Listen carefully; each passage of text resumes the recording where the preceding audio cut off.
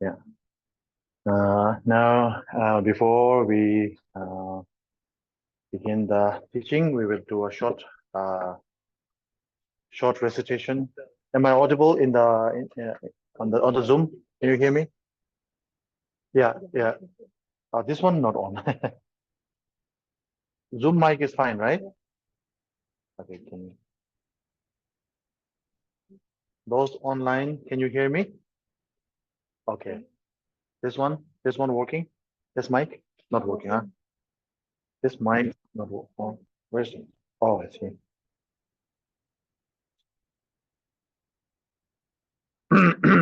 Better? Hello? Better? Audible? Yes. Okay, thank you. Yeah. So we will do a short recitation, prayer. Go to page number 4 for the refuge and generating the Bodhicitta. That's what we will do.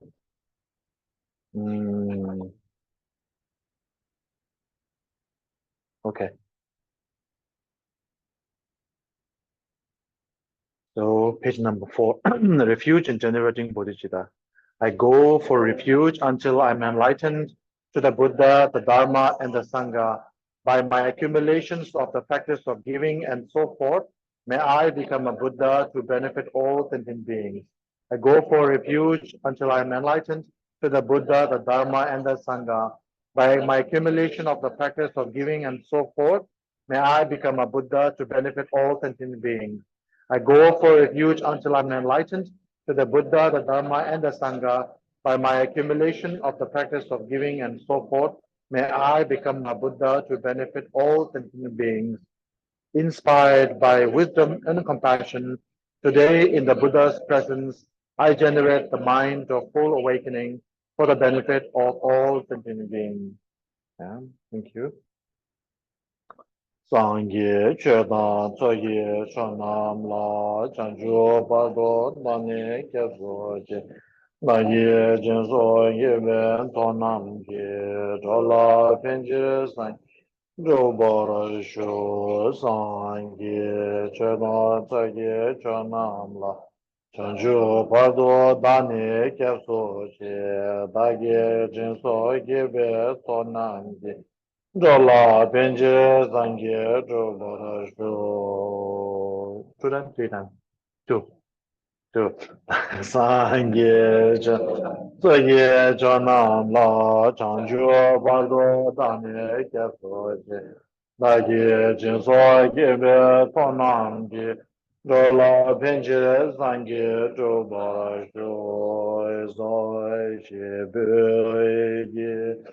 Joy me boy, Tamai Rabai Lishi, Ninde Gyan Bonde, Tamai Gishin Po, Me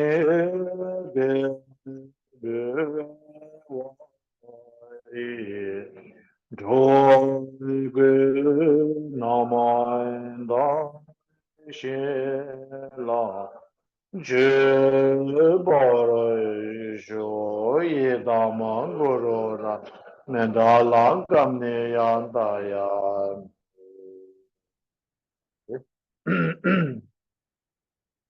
Hola, so yeah, so welcome back, everyone. Then today is the second session.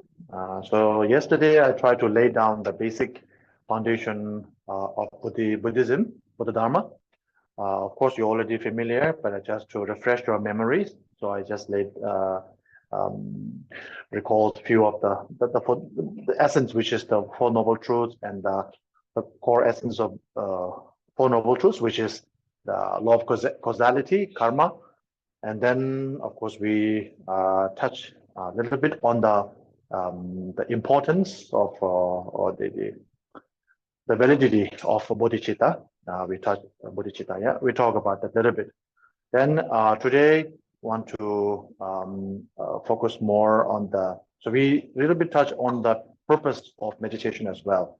So today we will go do a more practical sort of a practice or training on meditation itself. So what is meditation? What is the purpose? This one we talked yesterday. So basically it's familiarizing the mind and consolidating the power or the potential of the mind in one essence. That is the meditation. We talked about that yesterday. And then generally in Buddhism, we talk about two types of meditation. One is known as analytical meditation, and the other is known as single-pointed meditation, sometimes called concentrative meditation. Yeah. So analytical meditation, because meditation means to familiarize. So for that reason, you familiarize something with reason, logic, rationality, this and that, and you analyze that thing. That is the analytical meditation. So when we are studying the Dharma, when we are listening to the, when you are contemplating while listening to the Dharma, you are actually engaging in analytical meditation in a sense. So for that reason, analytical meditation that's the analytical meditation. So analytical meditation can be done while you are sitting in a cross-legged way or non-cross-legged, driving, this and that. You can actually apply analytical meditation in many scenes, incidents. Can apply that many places in everyday life. Then we have the other thing is single-pointed meditation. Single-pointed meditation, as the name suggests, it is basically to point your mind at one single focal point. So therefore, it's called single-pointed meditation. So that is normally more popularly known as Shine in Tibetan or Shamatha in Sanskrit. So the Shamatha practice to, so that is the thing. The two types of meditation, yeah, analytical meditation and single-pointed meditation. So another very popular way of meditating is known as visualizing meditation or visualizations. There's something called visualization. So visualization is actually none other than or is not separate from analytical meditation. Because with a visualizing meditation, you visualize a certain deity or a certain mandala or a certain object, this and that, certain beings, this and that. You analyze the features, the color, the shape, this and that of that particular Buddha or deity, and then you try to replicate the same image that you have seen with your eyes. You project that within the sphere of your mind. So that is so visualizing meditation, which takes place a lot in Vajrayana practices, is actually part of the analytical meditation. But in order to have an analytical meditation, and in order to develop very strong, very vivid analytical meditation, it's important to have the shamatha practice, the single-pointed meditation. Without single-pointed meditation, of course, you can imagine, you can visualize. The visualization and imagination are very similar. So therefore, you can always imagine things, but in order to develop the lucidity, the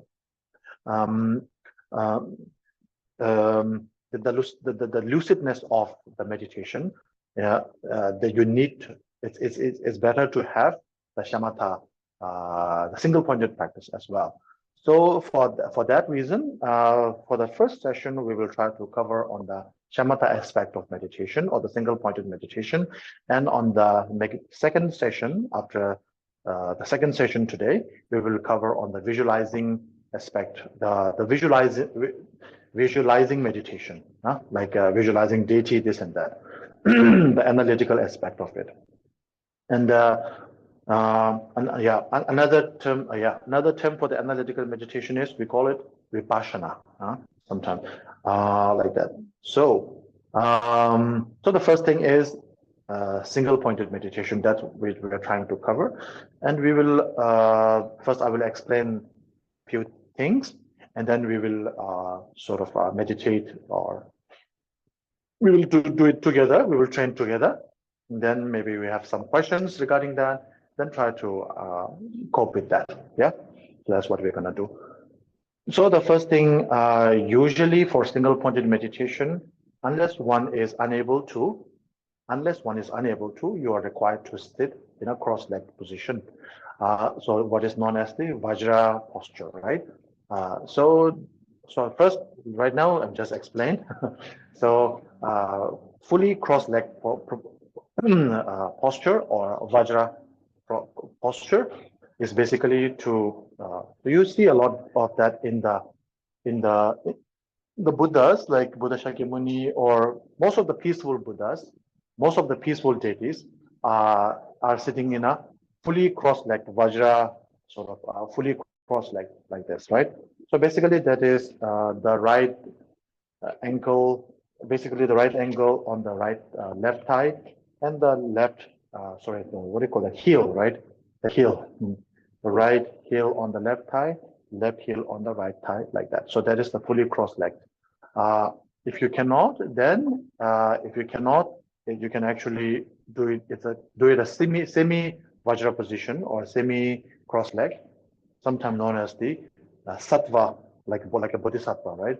So sattva, what do you call it? Anyway, so the cross-leg or semi cross-leg. So that is the best. This is the prescribed posture, because when you are in a meditation, then you want to stay in a meditation for a long period. That's why, if you stay like this for a longer period, you wouldn't suffer much. Yeah. So that's why the first thing is the cross-leg thing. The second is to put your hands like this. So usually left hand below, right hand above, like this, one on another, and the thumbs touching, slightly touching each other, and then usually 4 inches below the navel. So like that. So basically, most likely the tip of the thumb will touch the navel. So your actual hand will be a little bit lower, right? So 4 inches below the navel. Or to make it easy, touch the thumb by your navel. So that's easy. So that is the position. And then you're not to slouch, yeah, slouch, yeah. So you're not supposed to slouch. So broaden your shoulders. Broaden your shoulders like the wings of a vulture, as it's called. Then the tongue should touch the upper chamber of the mouth. So the tongue touches the upper part of the mouth. Then by doing so, if you remain in a meditation for a longer period, your saliva basically gets back, and then so you won't get thirsty. So to stop dehydration. And then your eyes should look at the tip of your nose, but don't try too hard, so then you're gonna get dizzy. And His Holiness always say, if you have a big nose, then there's an advantage. If you have small nose, then difficult, very difficult, huh? Yeah. So so basically, just to place the gaze on the tip of nose. So that's the term. So place the gaze means just leave it there. Don't push it too hard. Don't overdo it. Simple. Then that is the thing. And then the one thing is to make tilt your head a little bit downwards, not totally upright like this. There are certain meditation which you require this and that, but normally like for single pointed meditation especially, you are supposed to tilt it forward a little bit like that. So tilting forward helps you with dealing, minimizing your ego, because when you're egotistic, when you're arrogant, usually you are like that. So this is to, physically trying to prune your ego. Then that is, broadening the shoulder kind of makes you feel uplifted. So because when you are doing meditation, so there we do meditation on a lot of different things, especially on the impermanence and the samsaric, the follies of samsara, this and that. We tend to feel very low and bad and all that. Then that, So basically it is to uplift, but at the same time not too uplifted that you become arrogant. So a little bit this tilting forward. The putting the gaze at the nose is to minimize the distraction, the what do you call that? The external distractions. That's why you put it by your nose like that. Then the benefit for the cross leg, I'd already said. And then the touching of the thumbs actually has benefit when you are doing when you are channeling the chakras and all this in the Vajrayana sense, then it helps in a great deal. Oh yeah, and then the most important I forgot is to have your back straightened like an arrow. That actually help if you have a like a mattress we have here. If you have a mattress behind, like if you make the back a little bit higher, the back level a little bit higher, then it helps automatically for you to have a straightened back. Otherwise, if you are doing it on a, let's say, on a chair, it actually helps if you if you sit at the corner of the chair, then you have immediately automatically have to sit,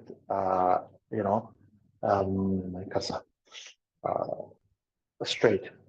That it helps. So that is the posture. This posture is known as the 7-pointed posture of Vairochana. So Vairochana is the Buddha of physical perfection, just to put it simply. So the enlightenment or the transformation of our body into the enlightened form of a Buddha's body, the very essence of that transformation is known as personified as Vairochana Buddha. So this is known as the 7-point posture of the Vairochana Buddha, like that. So so before we start the meditation, or something we do is known as the there is clearing the wind, it's called. Clearing the wind with 9 types of breathing, it's called. So this one usually we do by holding, the breathing in, holding the breath, and breathing out. So breathing in 3 times, holding 3 times, and breathing out. Inhalation and exhalation 3 times, and holding it for 3 times. Basically, you can do it in one go. You're inhaling, then hold it, then exhale it. So if you do it 3 times each, then it's actually 9 times. So that is that way you can actually clear the wind. Clear the wind means to cleanse the energy, to cleanse the air within. That is one set. But another form of clearing the wind is sometimes, for various reasons, sometimes more effective is to clear it by inhaling through the left and exhaling through the right, and doing it like that 3 times, 3 times, 3 times. So basically inhale through the left 3 times, and exhale through the inhale and exhale through the left and right. Inhale through the left, exhale through the right 3 times. Inhale through the right, exhale through the left 3 times, and then inhale and exhale through both of the nostrils 3 times. So that actually helps to clear, because when you inhale one by one, then you are focusing more energy. So that helps to clear this one. So this one, okay. So kind of we kind of prepared, prepared. Now this is the what do you call that thing? This is the guideline. Okay. Okay. So now we will try to do the meditation. So first we will try to clear the wind, or clear the air within us. So basically what we are doing is we try to vent out the negative or the toxic or the waste air that is within, and then try to gain, basically fill the lungs with fresh air. So the in and out, what you can actually do very simple. I think you know anyways. So you can touch. You don't have to do it exactly as I do, but okay, this is what I usually do. So the index finger touches your forehead. The middle finger touches your left nostril. Then the thumb touches the right nostril like that, right? So you inhale with the right nostril, and then you exhale with the left nostril, right? So we will do it 3 times. So inhale, exhale, inhale, exhale, inhale, exhale. So we have been exhaling from the left 3 times. Now we inhale from the left and exhale from the right. Inhale from the left, okay? Exhale from the right. Inhale, exhale. Inhale, exhale. So 3 times, 3 times, yeah. So that is the inhale, breath, exhalation, inhalation from the sides. Then from the both of the nostrils, inhale, exhale, inhale, exhale, inhale, exhale. Yeah. So that's 9 times. 9 times. That's known as the venting out the stale air. Venting out the stale air. That's what it's called. But if you come outside from some hurried job or whatever, basically something exciting happening, you're trying to do meditation, and you do this, it helps to, it helps to vent out the stale air. So basically you have fresh air within you. That way you have a fresh start. So this is to basically to physically cleanse to some extent. Then after that, if you want to bring your mind a little bit inside, because you have so many things happening this morning, whatever. So to bring your mind a little bit inside, you take the assistance, support of the breathing exercise. So this is an additional breathing exercise. So if your mind is still not very in here, it's still distracted, then you can help by inhaling and being aware that you are inhaling, holding the breath and then being aware that you're holding the breath, and exhaling and being aware that you are exhaling. So it starts now. Inhale, I am inhaling. So for the count of 3, let's do it this way. For the count of 4, let's do it for a count of 4. 1, 2, 3, inhale. 1, 2, 3, 4, inhale, and then 1, 2, 3, hold, and then 1, 2, 3, 4, exhale. Okay. So start now. Inhale. 1, 2, 3, 4. Then hold the breath for 1, 2, 3. And then exhale for 1, 2, 3. Now, without my instruction, please do it on your own. Count internally.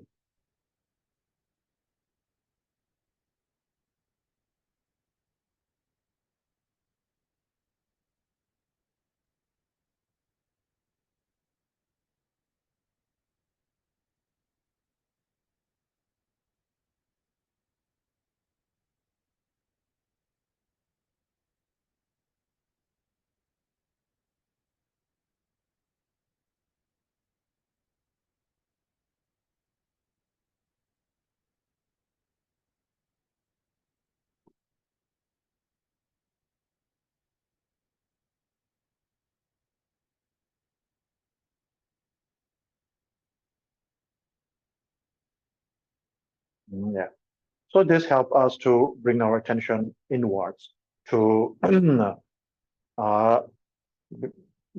from the external distraction to what we can say internal distraction. So last night we talked about distraction. All distractions are from our concentration. So when you are distracted, you are actually concentrating on something other than which you are trying to concentrate upon. So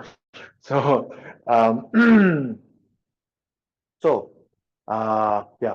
So now you bring your attention a little bit inwards through the meditation, through the breathing process, right? The first one is to clear the stale air. The next one is to bring your mind a little bit inwards. This helps, huh? So you do it three times, 4, 6 times, depending upon your requirement. So 3 to 9 times, 3 to 7 times is the recommendation. Then more if you need it. Okay. Then next is to now find a focal point to meditate upon, to find something to meditate upon. Now you can, during a formal single pointed meditation practice, you usually focus on a small pebble, a stone, something not very attractive, not very colorful, just a little bit grayish, kind of bland, not very colorful, basically, fading color sort of pebble, the size of the thumbnail, like that size. Then focus on that. What you use. So right now here you can actually visualize or imagine a pebble. Maybe you can imagine a form of light, small light, not very bright this time. Okay, not very bright. Also not not very bright, not very dark, but just there. Okay, a dim light. Let's put it that way. A dim light at the level of your forehead. Okay, so like that. So we go to the posture. So whichever posture is comfortable for you, just do it that way. Then whichever posture, I mean, whichever cross-legged, semi-cross-legged, whatever you do it that way. Then, and the other postures you follow, right? Straighten back, the hand like this, everything you follow like that. So, so closing your eyes or not depends upon your requirement. If you close your eyes totally, sometimes you may get dull and sleepy, drowsy, this and that. So you might want to open it a little bit, open it up a little bit. If you open it too widely, you will see the distractions in front of you. So you may want to, the recommendation is slightly opened eyes. And then as we have spoken before, place the gaze on the tip of your nose. So just sit there. If you are getting distracted, then what do you call? Close the eyes a little bit more. If you are getting dull, drowsy, then open the eyes a little bit more. So control the temperature of your mind yourself. Yeah.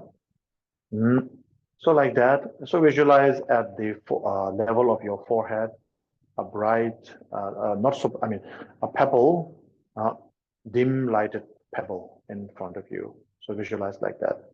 So think of that pebble, just the pebble, nothing else.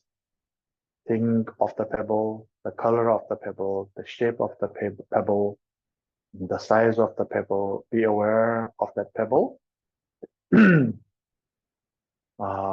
Whether it's oval, whether it's rectangular, what is the shape of that pebble? Be aware of that pebble's shape, a specification of that pebble. Just be aware of that. If your mind is thinking about what you ate just now or what happened this morning, bring your attention back to the pebble. So focus on the pebble and nothing else. Nothing other than the pebble. If you're thinking about the sea from which the pebble came, don't think about it. Let it be. Just think on the pebble. Yeah. If you're thinking about where you purchased that pebble, come back to the pebble itself. If you are thinking about anything other than the pebble itself, just ignore them and come back to the pebble. Just be aware of the pebble. So the pebble is a stone, so there is some weight there, and focus on the weight of the pebble. This will help you because as long as you are carrying the weight of the pebble by your forehead, it will help you to be anchored. Your mind will not be distracted. It will help you to get anchored. And that little bit of dim light that the pebble has will help you to have a clarity of the meditation. Yeah. So the meditation or your mind has some clarity and some groundedness there. So think of the pebble, nothing else, the pebble and nothing else. Just the pebble. Don't think about the letter P-E-B-B-L-E, just the pebble itself. Just the pebble. Focus on the pebble, the luminous side of the pebble, the heaviness of the pebble and nothing else. Only the pebble. Just think of the pebble. Whatever thoughts arise, be aware, but don't pay attention to it. Just bring your attention back to the pebble and pebble only. Think of the pebble and nothing else. Be alert, be aware, whatever other thoughts arrive. Let them arrive, let them go. Come and go. Don't pay attention. Pay attention only to the pebble. Like that. So once you are once you are comfortable with that practice, then you can give certain shapes to the pebble. Maybe enlarge the pebble. Enlarge the pebble to the fist size, hand size, fist size, palm size rock. Lift it up a little bit. Make it enlarge a little bit. And if you are comfortable, you can give it a certain specification, certain shape, maybe the face of the Buddha. So Buddha is basically an enlightened being, someone who has freed from all the imperfection. Basically, someone who has no imperfection at all. So the shape of the shape of the Buddha, we can slowly transform the shape of the pebble into that of the Buddha. If you're not comfortable, we will go to that later, okay? So now, if you're not comfortable, we will just come back to the pebble and the pebble only.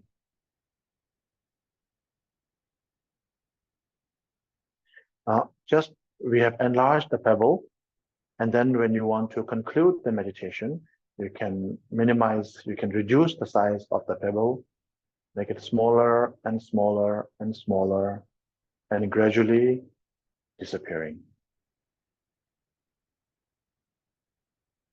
And that concludes. So that concludes. We can end the meditation here. We don't want to do it too long. Yeah. So if you want, you can open your eyes and pay attention to the surrounding.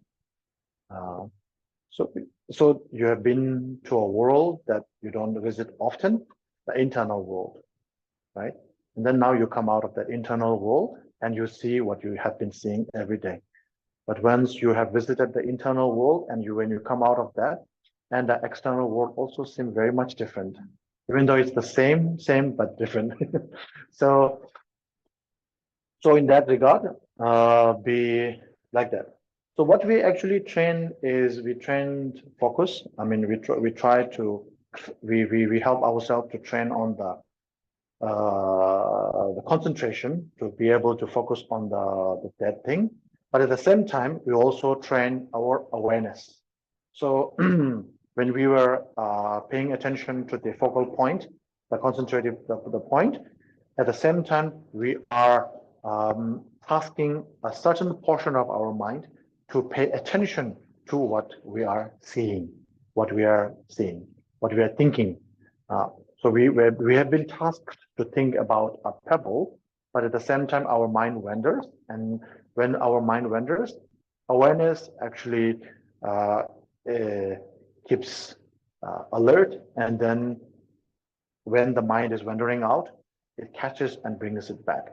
So awareness is a bit of an ambiguous word, but in the sutra, usually we use, so the mindfulness is a term that we use. So being mindful, being alert, being aware, that helps, right? So they're very similar: aware, alert, mindful, all that. So there is by keeping mindfulness. So mindfulness is known as the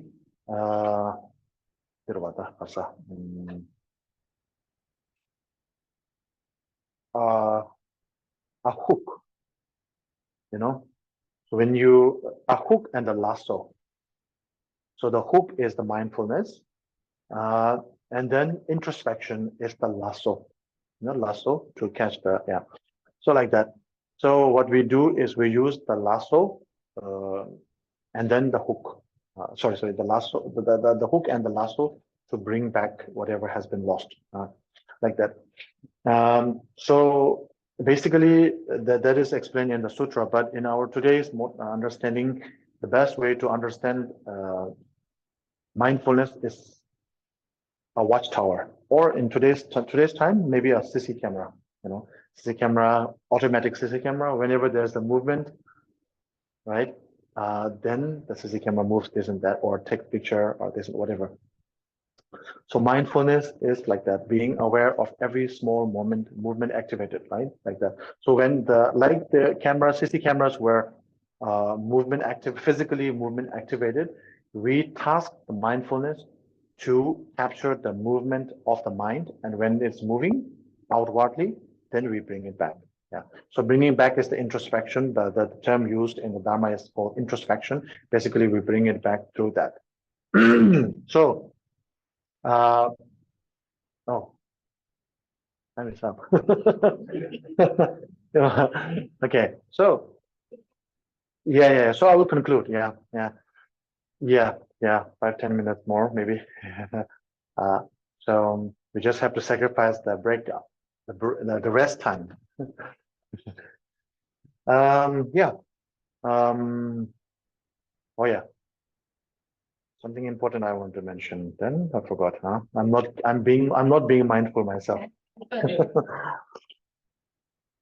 Oh, most important. Yeah, the reason I stopped the meditation. There, I want to come back to that. The most important thing is to make your meditation, the session of your meditation, short but multiple. Yun Tong means duration, short, number, multiple. So basically, you do a short burst of meditations, and that way, every meditation that you do, every session of the meditation that you do is a proper meditation, not improper. So when you do it for a long period of time, then your strength, the concentrative level, everything wanes out. So you may be thinking you are doing meditation for 2 hours, this and that, but you're actually doing a very imperfect meditation for 2 hours, whatever. So what happens is, they say you become good at whatever. If you do many times, you become good at it, right? You familiarize yourself. So if you do improper meditation for too long, then you become a perfect master of imperfect meditation. So it like if you are learning a new language, then if you're trying to imitate a certain dialect or language, whatever, you try to copy the native speaker, and then you will have to blurt it out yourself. You have to speak it yourself, and then if it's not coming out right, then you have to correct it, right? Then just like that, the meditation also, if you do it short, and then keep it repeatedly, do it repeatedly, and you will be able to sort of keep track of the mistakes that you're making, how many times your mind has wandered out, this and that. Then if you make it short, then it stays. So I usually recommend people to do 2 minutes, yeah. Then 5, 10, whatever, right? So 2 minutes for a couple of weeks would be very nice. But 2 minutes does not mean 2 minutes alone, right? So 2 minutes means 2 minutes, then a short break, and then back to 2 minutes, then short break, like that. It helps if you have if you keep a timer, or if you keep like a music playing, like not a very sort of a enchanting music that kind of leads you, distracts you, but like a very monotonous, repetitive music, like a bell, ding, ding, like that. So that kind of timer you can actually find very easily on YouTube nowadays, right? Unless the YouTube advertisement pops up.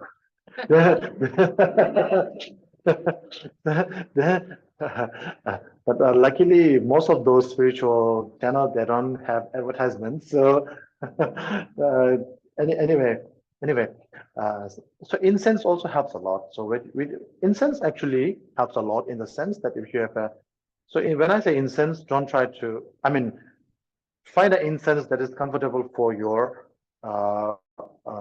nasal consumption. So it's comfortable for your nose, right? Some can be very strong. If it's strong, then you get sick or whatever. Just it's there. You're just aware of that smell, and then smell will always bring you back to your attention, because the focal point. You know, your mind is wandering. Then the smell comes in your nose, and then it brings you back here. You know, smell always makes us remember things, right? When it's a very it recalls memories very good, like that. So incense helps to sustain our meditation, very good. Then certain controlled controlled sound like a bell. That's why you see the singing bell like that. When you are doing a guided meditation, the teacher will do this and that, so you can actually focus. Otherwise, you can use YouTube, you can use many timers. They are here now, very, very convenient nowadays, right? You can use that to time yourself for up to 2 minutes. And every 2 minutes, you take a short break. So what is break? So for break means, if you are, of course, like a very religiously spiritual Buddhist practitioner, break means that time you can actually do some chanting. You can actually reflect on the qualities of the Buddha, the qualities of your teacher, the benevolence of your teacher, the loving kindness, the compassion, this and that of the teachers, the Buddhas, this and that. Basically, we call this, in our common language, we say melting the heart, right? In our common language. In the Dharma terminology, it's called moistening the heart. So basically the same thing. So sometimes when we have so much intellectual thing, blah, blah, blah, this and that, and we have so much achievement, this and that, then our heart or our mind becomes so hardened. And not just about intellectual achievement. Sometimes we go through so many things in life, so it kind of hardens our heart to a great deal. So in order to moisten that, in order to make it sort of like an aggregate, what is the word? So basically to make it moisten it, to melt the heart or moisten the heart, moisten the mind. Yeah. So to do that, we think about the benevolence of the teachers, the Buddha, this and that. By reflecting upon this, if you're not necessarily, like religiously spiritual, anything in the Buddhist field, or you can think of people who are kind, who are good, or something positive, thing like that. This will actually help you to uplift your mind, etc. Then this is the break time. Break means think about these things, yeah. And you can do chanting, different chanting. So chanting is, chanting we call mantra. We chanting the mantra. So mantra is basically a combination of words put together, usually very compact, very concise teaching of the Buddha in a few words like that. So mani padme hum, this and that. So if you're like a spiritual follower, religiously spiritual, then you can recite the actual mantras. Otherwise, you can actually create mantras on your own for your own benefit, because it's very important to benefit yourself, or like to take care of yourself. You know, I may go a little bit off the turf here by saying this, but you know, it's very important to take care of yourself. Taking care of yourself. When you take care of yourself, when you become a clean vessel yourself, then you can also clean other vessels too. So taking care of yourself. So basically, you can do mantra is basically reaffirmation. So you can reaffirm yourself by saying, okay, you are loved for, you are taken care of, you are not neglected. You know, basically all the positive mantras or positive terms can be directed towards yourself to reaffirm yourself. So make yourself better, good, like that. So this is in a more secular setting. So yeah, spiritually, of course, we can do meditation of this Buddha, that Buddha, whatever. So whatever Dharma practice or Dharma chanting, Dharma recitation makes helps to moisten your heart. Yeah. So whatever helps you practice that way, like that. So make the practice short but multiple. So you do it like a set of like a gym session. So you do it yeah, set of 4, 5 repetition, like that. 2 minutes, 2 minutes, like that. So you do it for 10, 5 sets, 10 sets, depending on like that. So whatever you do, just like gym setting, do it often. Do it do it regularly. Do it hopefully, if you can, do it on the same time. This will help you to build a habit, build a character, right? Like that. So these are the main things. Then if you, the next session will be, of course, on the visualization part. So I will cover that later. So maybe some question now would be awesome. Have question regarding this discussion.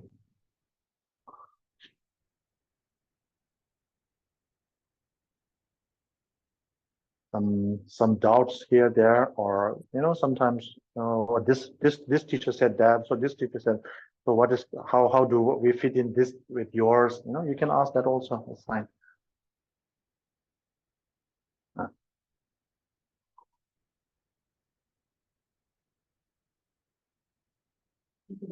Just when you're doing meditation, you're saying that the image of the temple need to start small and then big and do the Buddha face and then bring us back again. Is there a reason why we're like, you know, not keep it one image? I just want to really understand. Yes. Yeah. Thank you for the question. Yes. The reason is because usually we train in, yeah, your question is right. Usually in a formal training, we would focus on the pebble just with the without the changing the size for 4 weeks or months, whatever, like that. But just for the display or demonstration, so I just try to change it a little bit, try to enlarge it, and then I spoke about the Buddha image. Then I realized, oh, actually we are doing the visualization later, so just give it, so you don't have to, yeah. So what happens is changing the shape of the, so this is 2 set of practice. One, by maintaining the size and shape and the whole thing, specification of the pebble will actually help to make your concentration stronger. When you are changing the size and all this thing, the specification of the pebble, it helps to strengthen the malleability, the flexibility, if you like, of the elasticity of the mind, you know. So basically, it's not like you are your mind is carried by some outside force to think this and that. You're actually doing it in a controlled manner, making yourself think, change the size and the specification of the shape to this and that. So whenever it comes from inside out, then you have the control. When it's coming from outside to inward, inside, then you have no control, right? So basically you are doing it on your, the force is from inside out. You are changing the specification of the pebble. So that way, basically it helps to train the elasticity or the malleability of the mind. Yeah, the flexibility of the mind. It helps. So I just covered a little bit. Usually, if you want to do a formal training on the constant single pointed meditation, you just basically stick to the pebble itself. I think I also got carried away, so I moved to different zones. So so basically stick to the pebble and then do 2 minutes and then repeat it 2 minutes, repeat it 2 minutes, like that. So basically stick to it. Yeah. Yes.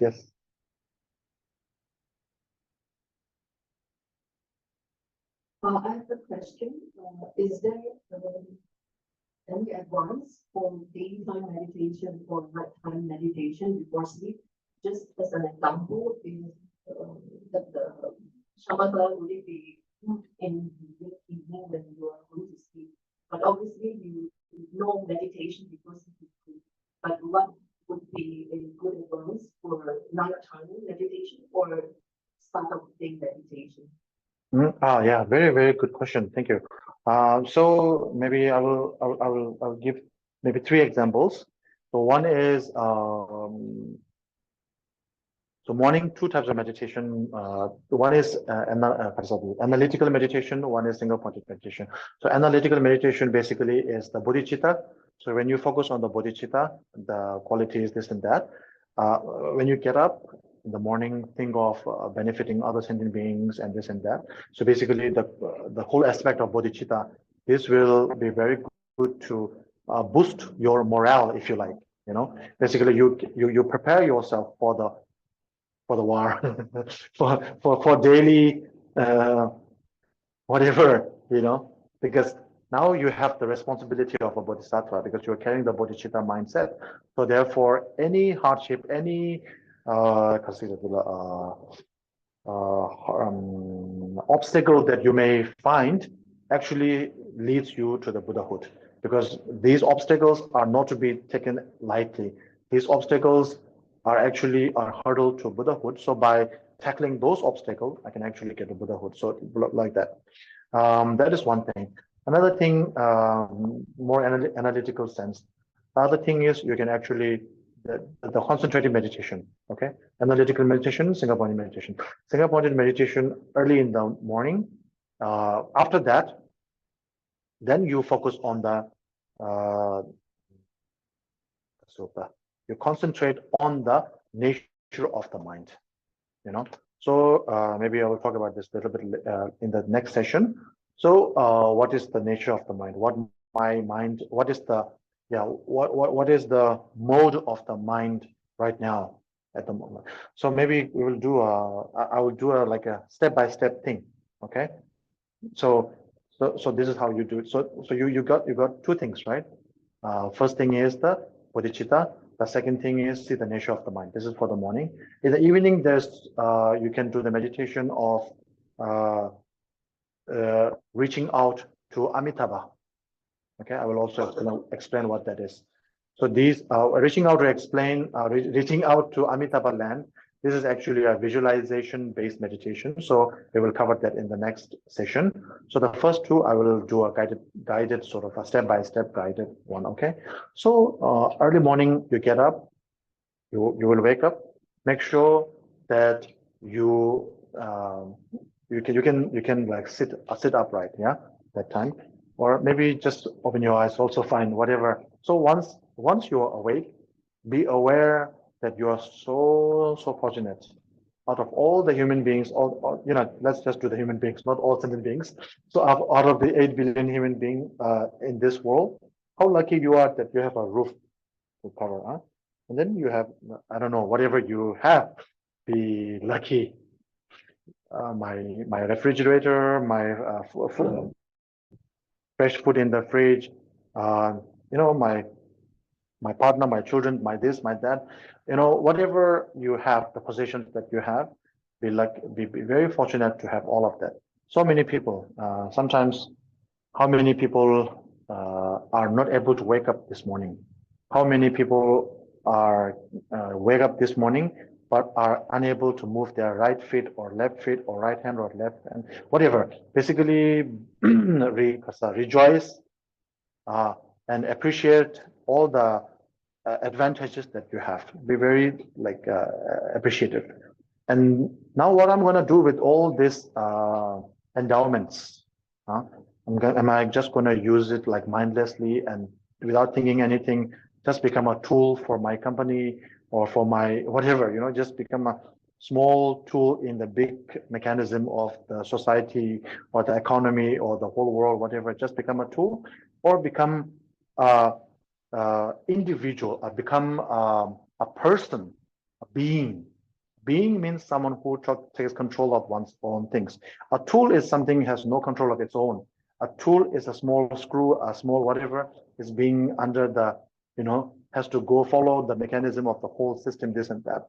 So of course, I'm not saying you have to break the rule or this and that, of course, but basically to take life in your own control. You will be doing all the conventional things, but at the same time, you're non-conventional. Be taking advantage of the endowments that you have. And now basically I will live a meaningful life. And that meaningful life is to pursue the, in this case, the Dharma. I will not go very lengthy. So basically to pursue the Dharma and to help sentient being as much as I can. And the best way to help sentient being is to become the Buddha. And then in order to become the Buddha for the sake of all sentient beings, in order to become Buddha enlightened for the sake of all sentient beings, I will strive my day, I will basically dedicate my day for that. So this is Bodhicitta, in order to attaining enlightenment for the sake of all sentient beings. That mindset is the Bodhicitta. So basically train yourself in the Bodhicitta mind like that. And after you do that, this morning, whatever you may hardship or struggle you may have to go through for today's life, this will actually help you to, basically it gives you a motivation, it gives you a motivation. There's the Japanese book, very famous now, the Ikigai. You know about that, right? Ikigai. Okay. So anyway, so that okay. Anyway, the point is Ikigai basically means to have a purpose. And then there is a bestseller. You might have seen the book. You read the book. The book is actually quite interesting. Anyway, so to have a purpose. So with the Bodhicitta, when you set yourself with the Bodhicitta mindset, you have a very good purpose. So when you have a strong purpose in life or for the day, then whatever obstacle comes to you, because you have a purpose, you can actually roll over. You can actually jump or go beyond that purpose, because you actually have a more important thing to do. It happens a lot. Sometimes when you are rushing and very urgent, whatever, and someone bumps into you like that, you just go, right? Don't complain about anything. But if you are just roaming around, having fun, and someone bumps into you, are like, hey, how do you do that? How dare you do that, right? If you are in a really emergency, urgent thing, then something happens to you, someone tries to create an obstacle, you are not minded by that. So basically, Bodhicitta gives you a purpose. So every day you give yourself this purpose, this is, yeah. So this is, this actually, I will share one quote. So this, one of my teachers, my kind teacher, he passed away. So he said when he was young, when he was in his student time, he asked his teacher, because he heard about the practice, this and that, and he wants to practice, but at the same time, the practice is so vast. Even the books are so many, right? 84,000 volumes at the very least. And then the practice itself, the book is vast, and then the practice itself is vast here, if you like, more than that. So how do you practice? And how do you practice this, that? Then his teacher told him, and I later found that actually in some, in the quotes on the social media too, and they say unknown quote, right, like that. But actually, my teacher told me, his teacher told him like that. So my teacher, Gerong Khenso Rinpoche, he passed away 11 years ago. So he said that his teacher told him, to put it simply, do your best today and repeat it tomorrow again. So basically, whatever practice you are going to do, don't think of this like a long time, lifelong thing. Even though it takes lifelong to achieve Buddhahood, whatever. In our modern jargon, we say, make it bite size, right?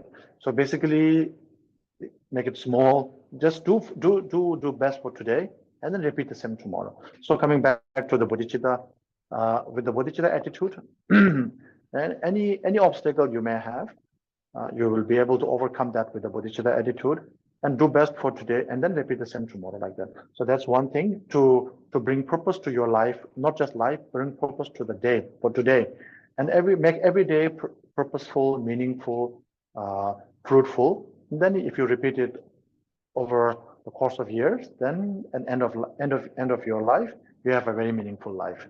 So if you don't have meaningful today, meaningful tomorrow, meaningful day after tomorrow, then at the end of the life, end of your life, you cannot have a meaningful life, because life is made up of years, years made up of weeks, months made up of weeks made out of days. So meaningful day accumulates to meaningful week, and so on and so forth.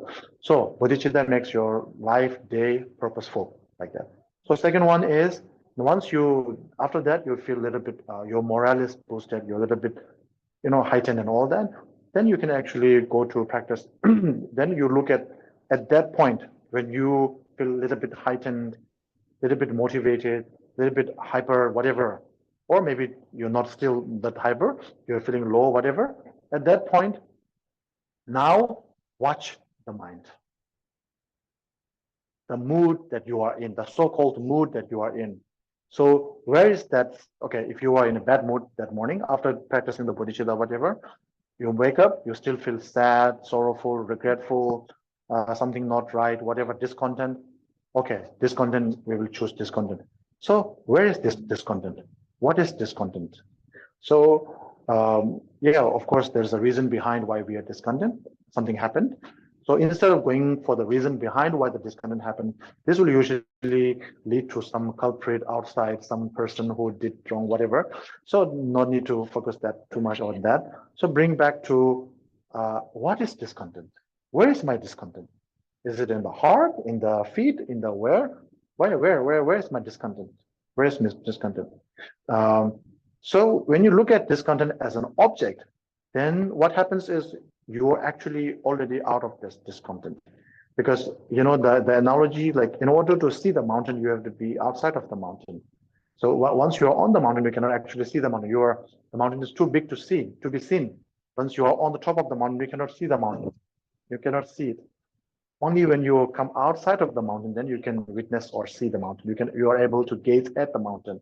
So when you are able to look at discontent, when you are able to objectify the discontent or the bad mood or mode, whatever, then you can actually come out of it. Basically, you become, you're able to detach yourself from the discontent.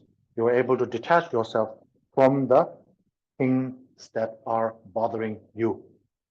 So this will actually, in this way, it helps to strengthen your mind. It helps to free your mind from all this the burdens of every day, whatever turmoil that you have been going through, days, weeks, whatever. It will help you gradually. At the very least, it will reduce the impact of those negative emotions. So this is the morning practice, and then the evening practice. I promised you guys, I promise you the meditation on the my medicine Buddha, which I will do later, and then additionally we'll do the Amitabha calling out to Amitabha. Okay, these two we will do in the next session. Break. 10 minutes break. 15 minutes. Okay, 10 minutes break is good. Sorry. 10 minutes break. Yeah.